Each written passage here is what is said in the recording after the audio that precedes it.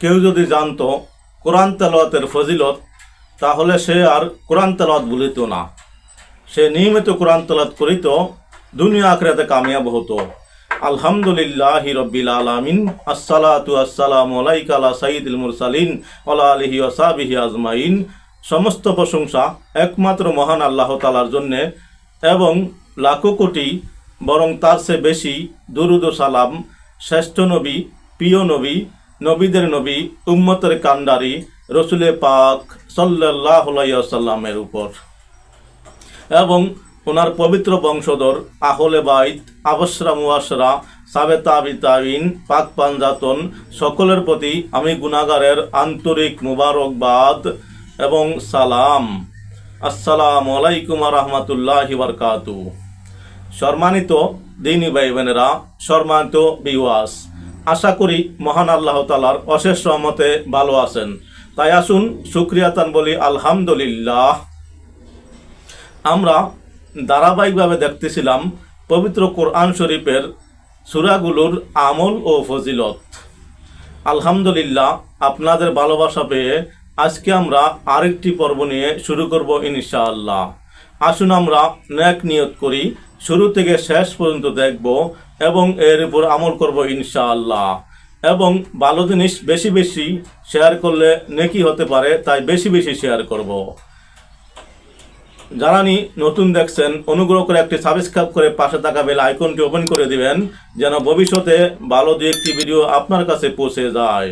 যারা ফেসবুকে দেখেছি অবশ্যই একটি ফলো করি এবং একটি শেয়ার করি। বিসমিল্লাহির রহমানির রহিম। পবিত্র কালামুল্লাহ শরীফের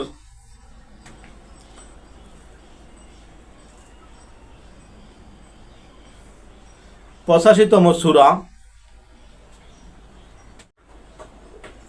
86তম সূরা, সূরা আত-তারিক, যা মক্কায় অবতীর্ণ হয় এবং যার আয়াত সংখ্যা 17টি, রুকু সংখ্যা 1টি, সেজদার আয়াত নাই। এই পবিত্র সূরাটির অনেক ফজিলত রয়েছে। হাদিসে পাকে আসছে এই সূরাটি রসুলে পাক সাল্লাল্লাহু আলাইহি সাল্লাম জোহর এবং আসরের সময় পাঠ করিতেন এবং রাত্রে তাহাজ্জুদের নামাজের সময় এই সূরাটি তেলাওয়াত করিতেন। তাই আসুন আমরা বেশি বেশি তেলাওয়াত করি, দুনিয়া আখিরাতে কামিয়াব হই।